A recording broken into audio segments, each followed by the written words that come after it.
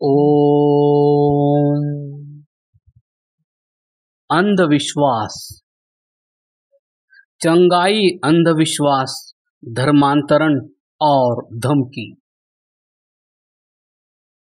चंगाई सभा में नाटक, साजिश, ड्रामा, अंधविश्वास, फुहड़ता, डांस, करतब सब कुछ होता है।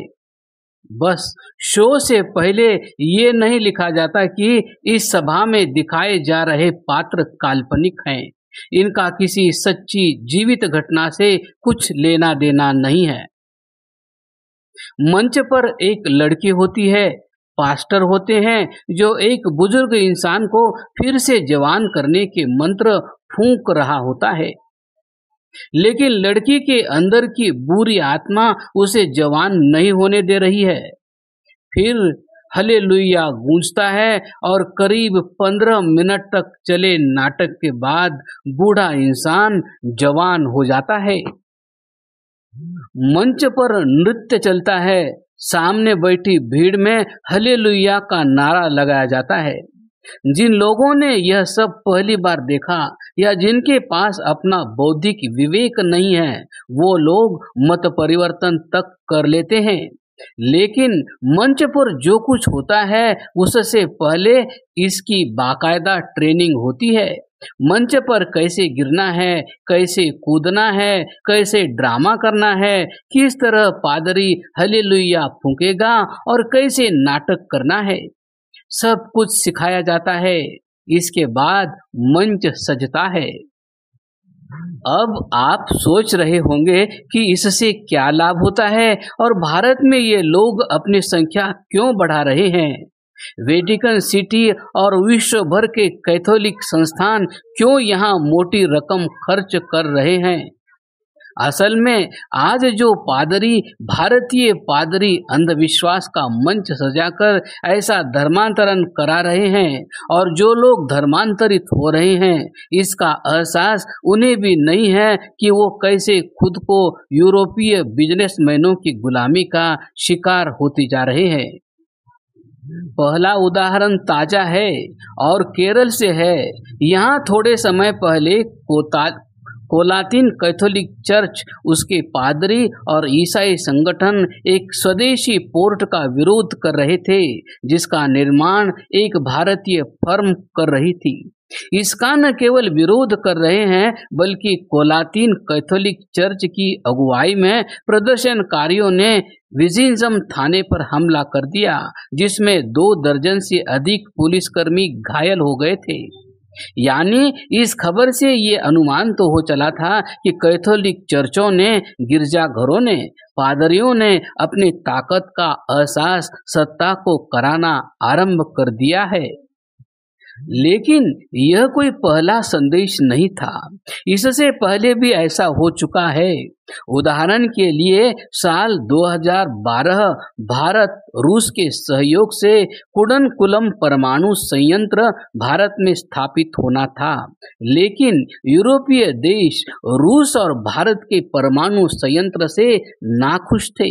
भारत पर दबाव डाला गया, लेकिन तत्कालीन मनमोहन सरकार ने मना कर दिया।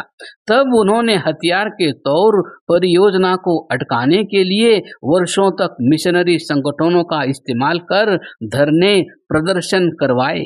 तत्कालीन मनमोहन सरकार में मंत्री रहे वी नारायण स्वामी ने तब साफ आरोप लगाया था कि कुछ विदेशी ताकतों ने इस परियोजना को बंद कराने के लिए धरने प्रदर्शन कराने के लिए तमिलनाडु के एक चर्च के बिशप को 54 करोड़ रुपए दिए थे।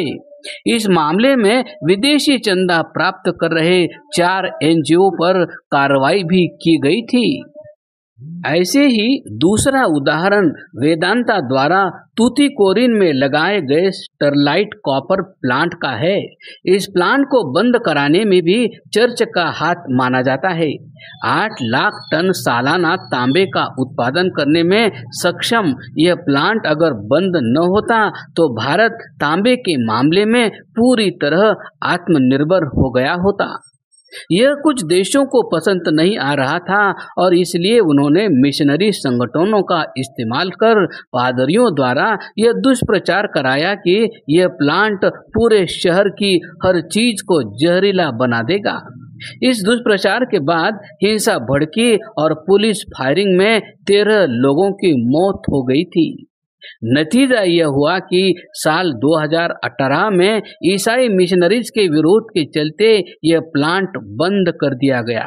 यह अभी भी बंद है और 20 साल बाद भारत को एक बार फिर तांबे का आयात करना पड़ रहा है।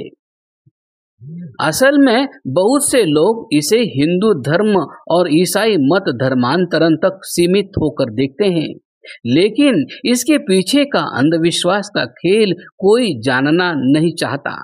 जबकि अगर किसी को जरा सा भी ज्ञान है या इस खेल को समझना चाहता है तो वो एक बार अफ्रीका का इतिहास जरूर पढ़े।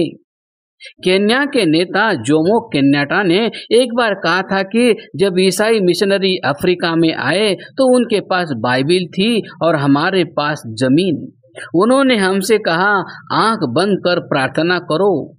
जब हमने आंख खोली तो पाया हमारे पास बाइबिल थी और उनके पास हमारी जमीन। यानी एक समय अफ्रीकी लोग ऐसे ही अंधविश्वास का गीत गाया करते थे।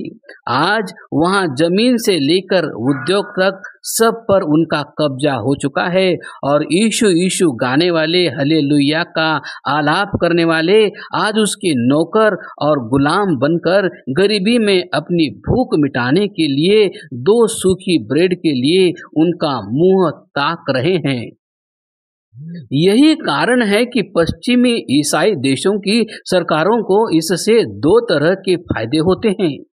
एक तो उनके देशों के कट्टरपंथी तत्वों का ध्यान गैर ईसाई देशों की तरफ लगा रहता है, जिस कारण वे अपनी सरकारों के लिए कम दिक्कतें पैदा करते हैं। और दूसरे, जब भारत जैसे देशों में विदेशी चंदे से धर्मांतरण होता है तो धर्मांतरित लोगों के जरिए विभिन्न प्रकार की सूचनाएं इकट्ठा करने और साथ ही सरकारी नीतियों पर प्रभाव डालने में आसानी होती है।